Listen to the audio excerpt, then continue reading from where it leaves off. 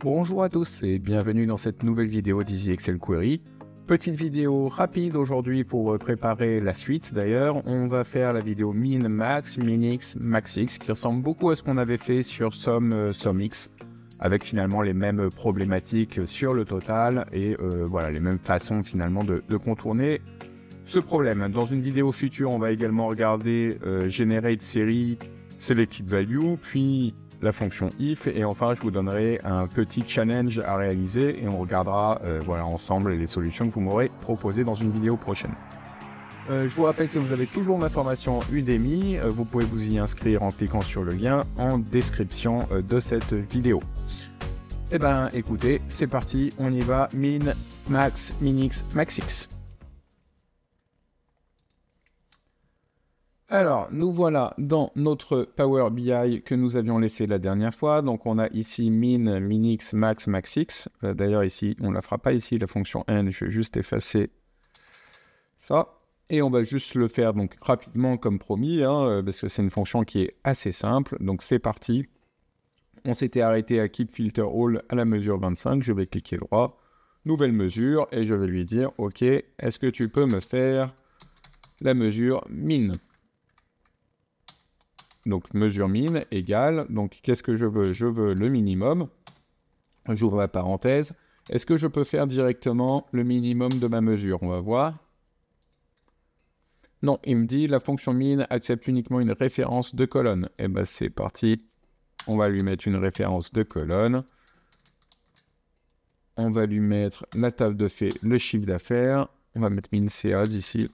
Hop. Et on peut le mettre dedans. Super.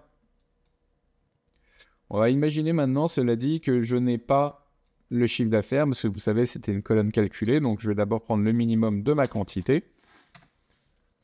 Et on va changer ça, et on va être minimum de la quantité. On met OK. Ici, le minimum de la quantité arrive, le total est bon, c'est sur une seule colonne. On a 1, on va aller vérifier dans notre table. Table de fait. La quantité, elle est ici. Le minimum est bien sûr 1. Donc là, on est OK. Je passe au maximum. Nouvelle mesure. La 27.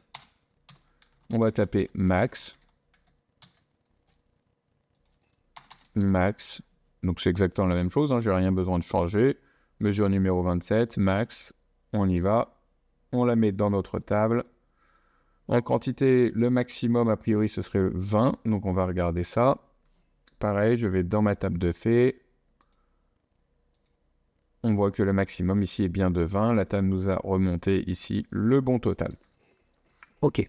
Et donc maintenant, si je veux avoir le maximum, justement, cette fois, de mon chiffre d'affaires, donc ce qu'il ne faut pas faire, d'abord, je vais vous montrer 28 max CA ne pas faire.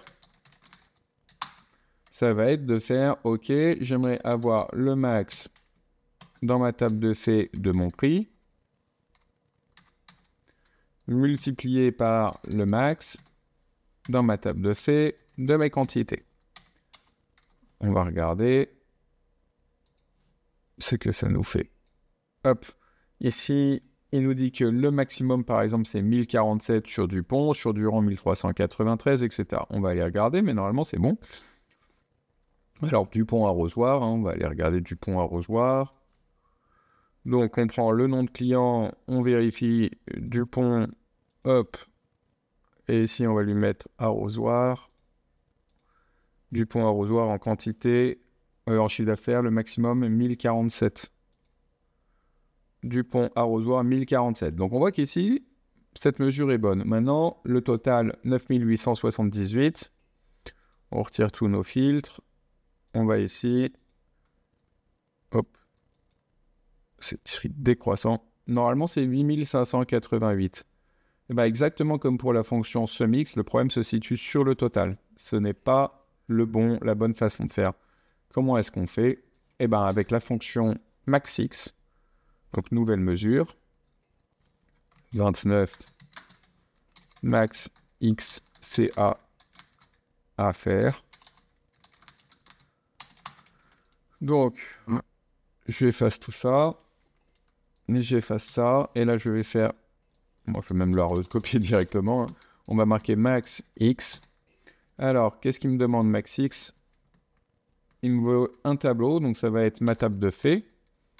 On met une virgule, une expression, donc l'expression, je veux ma table de faits des prix.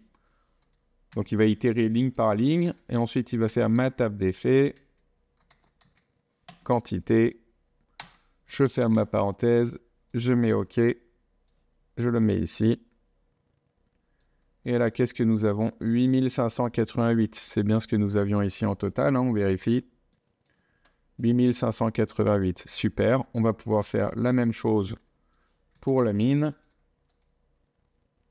Hop, hop, mesure 30. Minix à faire.